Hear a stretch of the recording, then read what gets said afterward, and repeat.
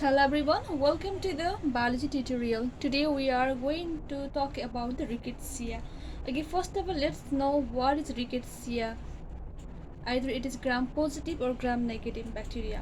It is a small gram negative bacilli. Before starting to talk about any of the bacteria, we need to confirm that whether that bacteria is gram positive or gram negative, whether it is capsulated or non-capsulated, whether it is motile or non-motile. So we need to be sure about it.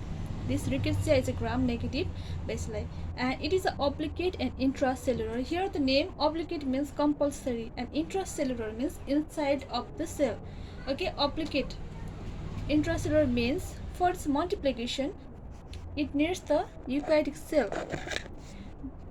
and its size is 0.3 to 0.6 micrometer to the 0.8 to 2 micrometer. Okay, regarding the motility, what is it? It is non-motile and non-capsule.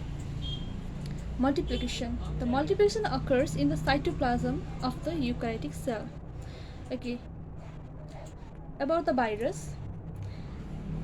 Because its size is so small, people used to think that in the early 80s, Rickettsia is either a virus or not. But it is not a virus, it is a gram-negative bacilli. Regarding the genomic structure, regarding the genome size, it is 1 to 1.5 million base pairs. Okay, now let's talk about the characters. What are the characters that says that Rickettsia is a gram-negative bacilli? Rickettsia, it consists of the cell wall consists of the gram-negative cell wall and DNA and RNA. It is present or absent? It is present. The enzymes are present which helps for the Krebs cycle and the ribosomes helps for the protein synthesis and the multiplication occurs by binary fusion or fission. Of course it is fission. Don't get confused in it. Okay, now one question is, it is susceptible to antibiotics or resistant to antibiotics? It is susceptible to antibiotics. Rickettsia are the primary pathogens of the arthropods. It means they multiply, they take as the host. Some arthropods are lice, fleas, ticks and the mites. They stay inside the intestinal tract.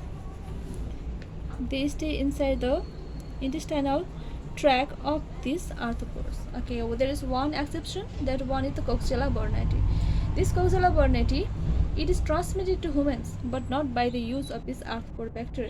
It is transmitted by the airborne droplets. By the help of airborne droplets, they get transmitted to the human beings. And it is found in the reticuloendothelial cells and also in the vascular endothelium. Now the classification. Rickettsia, it belongs in the order Rickettsiales. Its tribe is Rickettsia. Family is Rickettsia. Its family consists of three. That one is Rickettsia, Aurencia and Orlicea. Now the one genus Coxiella is excluded from this family Rickettsia because there is something dissimilar, something is not similar with these three organisms. That one is this Rickettsia, they are the intracellular pathogen, they need the cell, but Coxiella burnetii, they can grow in the cell-free media too. They can grow in cell-free media too. Okay, now let's talk about the characters of the four genera. Four genera means Rickettsia, Aurencia, Aurencia and Coxiella. They are gram-negative. The cell wall is lipopolysaccharide and peptidoglycan layer. They are non-motile. They are surrounded by a loose slime layer. Now talking about the antigenic structure. There are three kinds of antigenic structure. That one is group-specific antigen. Next one is specific species or strain-specific antigen. Next one is alkali-stable polysaccharide antigen. Okay, now let's talk about the group-specific antigen. This antigen is soluble antigen and it is present in the surface of the organism. Okay, we can extract this antigen by the process of washing and the centrifugation. And in case of specific or strain specific antigen, it is found in case of the scrub typhus. They are found in cell wall of the bacteria. And next one is alkali stable polysaccharide antigen. They are found in the surface of the antigen. Okay, they are found in Rickettsia and also in the Proteus species. Different Proteus species are Proteus OX19, OX2, and OXK. Okay, shading of antigen, it forms the basis of well Felix test. Okay, this test it helps in the diagnosis of the rickettsia.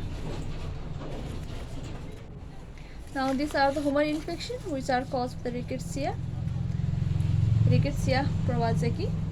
Rickettsia-Prowazekii, it causes the disease, epidemic diseases, or which is also known the louse-borne typhus. It also causes the relapsing louse-borne typhus or the Brill-Jensen disease. And next one is Rickettsia typhi. This Rickettsia typhi, it causes the endemic or flea-borne murine typhus. Next one is Rickettsia rickettsii, it causes the Rocky Mountain spotted fever. Next one is Rickettsia-Kari, it causes the rickettsial pox.